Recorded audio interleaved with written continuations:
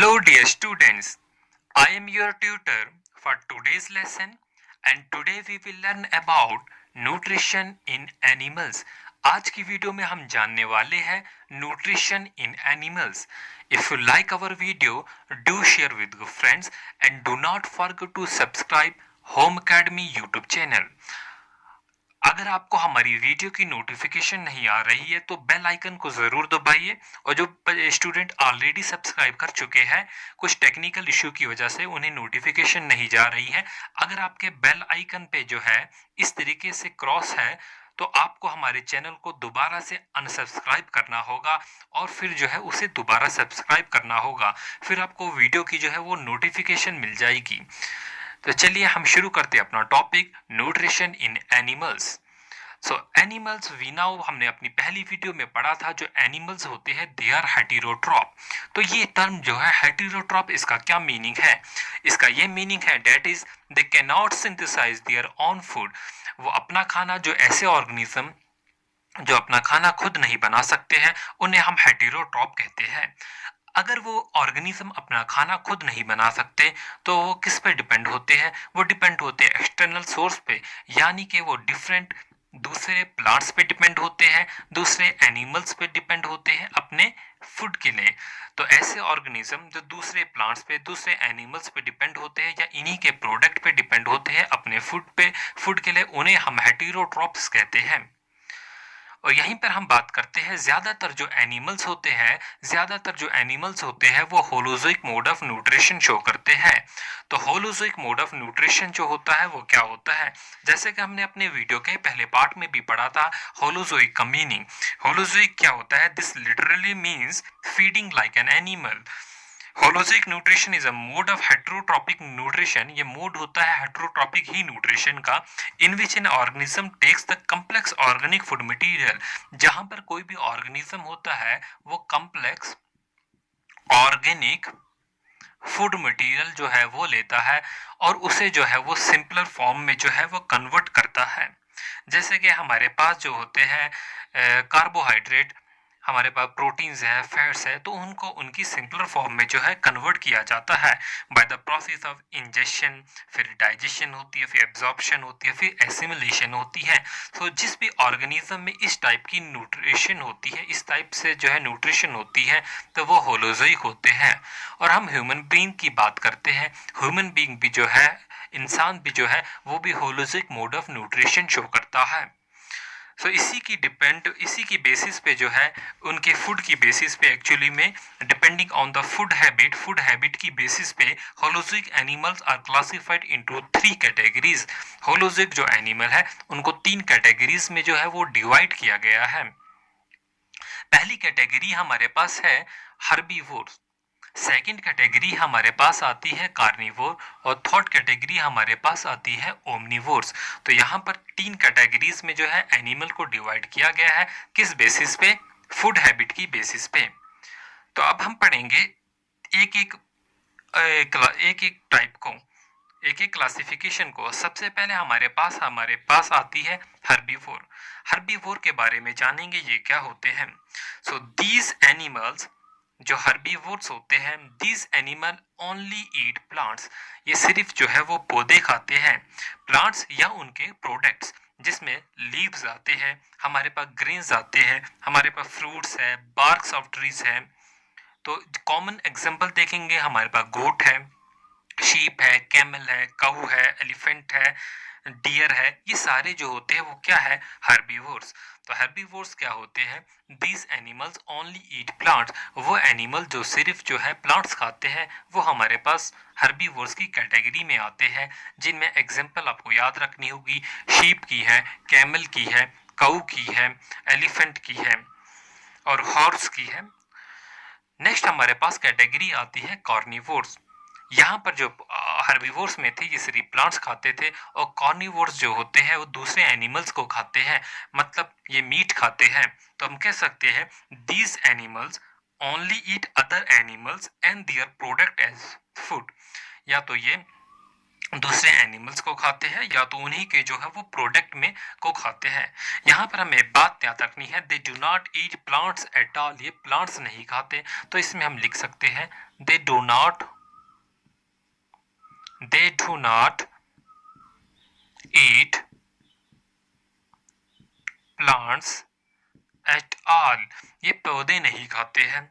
और thought category, इसमें हमारे पास एग्जाम्पल जो है वो लाइन की है, टाइगर की है, वल्चर की है, और कुछ एग्जाम्पल जो है वो आप भी नीचे लिखिए। तो मैं आपको एक क्वेश्चन पूछता हूं, जो फ्रॉग होता है, क्या वो जो फ्रॉग होता है मेंढक, क्या वो हर्बीवोर है या वो कॉर्निवोर है? आप कमेंट सेक्शन में इसे जरूर लिखिए। नेक्स्ट आती है कैटेगरी ओमनिवोर्स की। These animals eat both plants and animals, ये वो एनिमल्स होते हैं जो बोथ प्लांट्स को पौधे भी खाते हैं और जानवर भी खाते हैं, एनिमल्स भी खाते हैं, मतलब ये प्लांट्स भी खाते हैं और मीट भी खाते हैं और उनके प्रोडक्ट भी खाते हैं। इसमें ह्यूमन बीइंग आते हैं, जैसे कि इंसान, वो मीट भी खाता है और वेजिटेबल्स भी खाता है। डॉग है, ये भी इसी कैटेगरी में आता है। इसके अलावा क्रो है, कौवे है, कॉकरोच है, बहुत सी जो है वो एग्जांपल्स है जो कि आपको याद रखनी होगी। तो यहाँ पर अभी तक हम पढ़े न्यूट्रिशन इन एनिमल्स, के एनिमल जो होते हैं वो हेटेरोट्रॉप होते हैं, अपना खाना खुद नहीं बना सकते, और कौन सी mode of nutrition, holozoic mode of nutrition और फूड के हैबिट पे इन्हें 3 कैटेगरी में जो है वो क्लासिफाई किया गया है, हर्बीवोर, कॉर्निवोर और ओमनिवोर्स में। तो जैसे कि हमने जाना, न्यूट्रिशन जो एनिमल्स में है, ह्यूमन में है, वो होलोजोइक मोड ऑफ न्यूट्रिशन है। और होलोजोइक मोड ऑफ न्यूट्रिशन की जो है वो 4 स्टेप्स रहते हैं। पहला step injection, second step digestion, third assimilation and the fourth step is egestion. Injection में क्या होता है, फूड पार्टिकल को अंदर लेना, अपनी बॉडी के अंदर लेना, फिर उस फूड पार्टिकल को डाइजेस्ट करना, उसे एसिमिलेट करना, और लास्ट पे जो है इजेशन रहता है। और ये 4 प्रोसेस जो होते हैं ये यूनिसेलुलर ऑर्गेनिज्म और मल्टी सेलुलर ऑर्गेनिज्म दोनों शो करते हैं। यूनिसेलुलर ऑर्गेनिज्म में भी और मल्टी सेलुलर ऑर्गेनिज्म में भी, दोनों में ये प्रोसेसेस होते हैं। तो अब हम पहले लेते हैं न्यूट्रिशन इन अमोबिया। अमोबिया जो है एक यूनिसेलुलर ऑर्गेनिज्म है।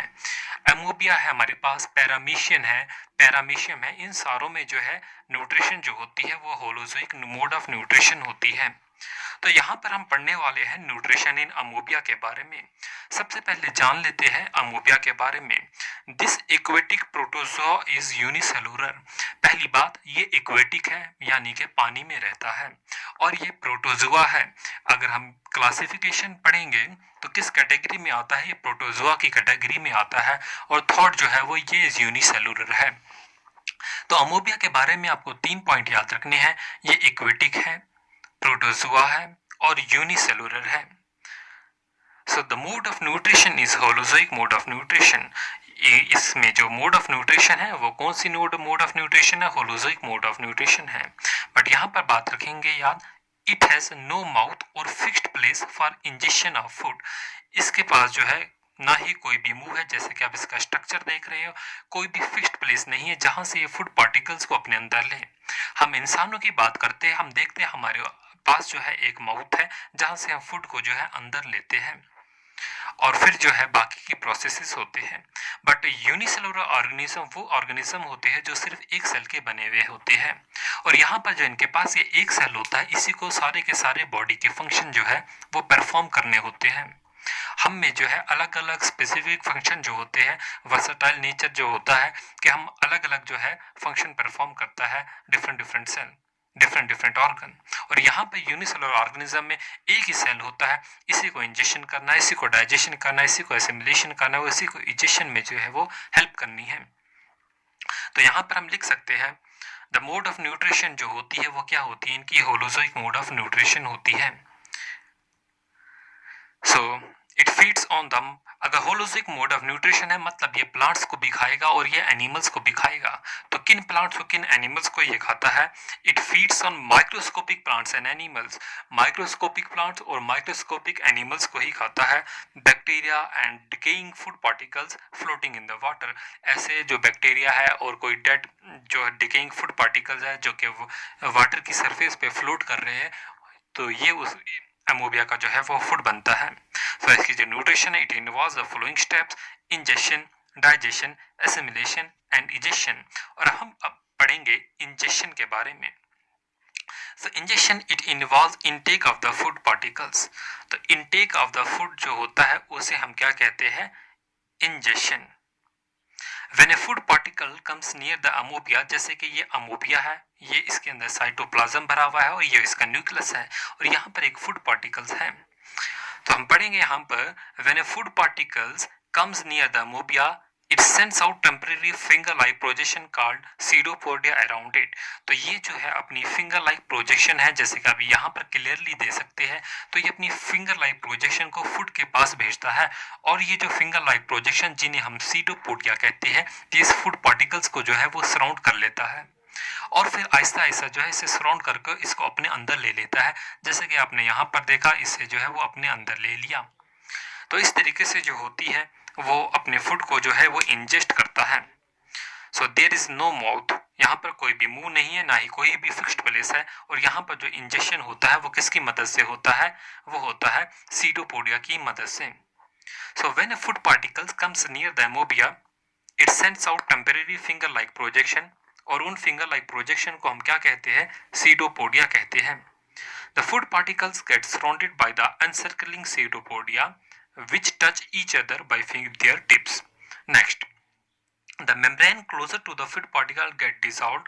ऐसी मेम्ब्रेन जो फूड पार्टिकल के पास होती है वो डिसॉल्व हो जाती है और डिसॉल्व होने के बाद जो होता है ये फूड पार्टिकल्स को जो है वो अपने अंदर ले लेते हैं।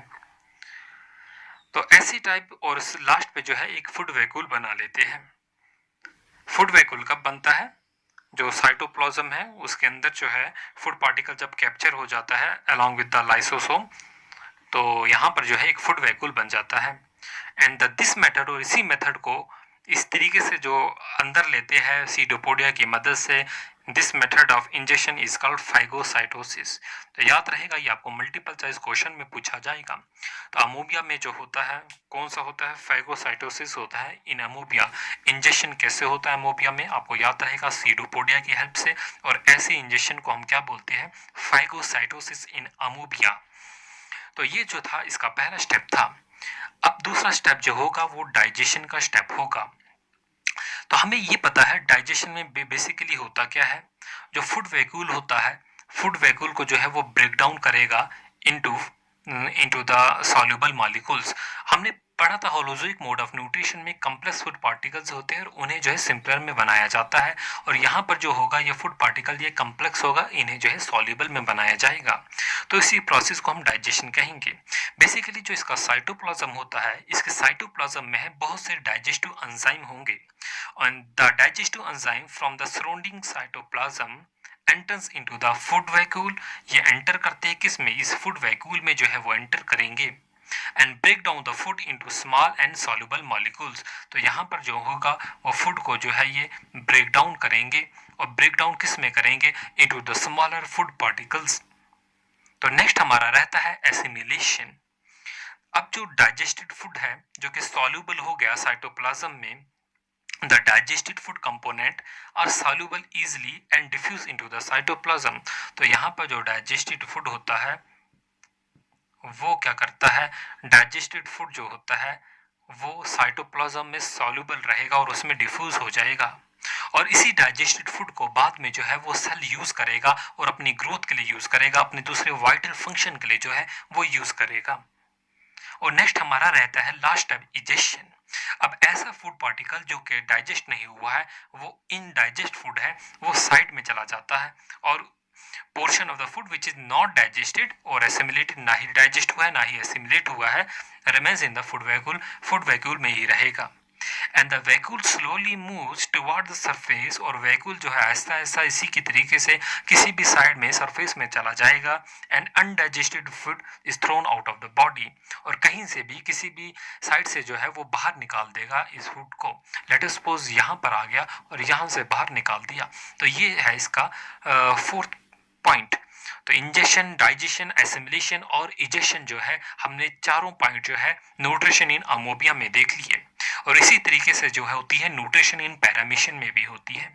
आपके सिलेबस में जो दिया गया है nutrition in animals and plants दिया गया है, तो आपको ह्यूमन न्यूट्रिशन के बारे में तो आप पढ़ेंगे ही, आपको इन चीज़ों के बारे में भी पता होना चाहिए था। जैसे कि यहाँ पर एक टर्म आती है फाइगोसाइटोसिस, सीडोपोडिया, और जब हम इनके मल्टीपल चॉइस क्वेश्चन डिस्कस करेंगे तो ज़्यादा क्लियर होगा। तो इसी के रिलेटेड एक मल्टीपल चॉइस क्वेश्चन आपके पास है। इन अमोबिया, एक मल्टीपल चॉइस क्वेश्चन है, in amoeba the digestion is intracellular because, तो यहाँ पर याद रखना है डाइजेशन क्या होती है, intracellular, within the cell होती है। Because amoeba is unicellular, amoeba is multicellular, amoeba is found in pond and amoeba is a microscopic animal. तो हम ये जानते हैं अमोबिया जो होता है वो यूनिसेलुलर ऑर्गेनिज्म होता है। यूनिसेलुलर ऑर्गेनिज्म का मतलब इसके अंदर एक सेल होता है, वो उसी सेल को सारे के बॉडी के फंक्शन जो है वो परफॉर्म करने होते हैं। इसलिए जो डाइजेशन इंट्रासेलुलर होती है वो किस वजह से होती है, क्योंकि अमोबिया जो होता है वो यूनिसेलुलर ऑर्गेनिज्म है। होपफुली जो है ये आपको क्लियर हो गया होगा। सो अगर आपको ये वीडियो अच्छी लगी तो अपने दोस्तों के साथ ज़रूर शेयर करें। चैनल को सब्सक्राइब करना और बेल आइकन को दबाना जो है वो ना भूलिए। नेक्स्ट पार्ट में हम आएंगे न्यूट्रिशन इन ह्यूमन बीइंग को लेकर, जो कि न्यूट्रिशन इन एनिमल्स का ही पार्ट होगा। Thanks for watching.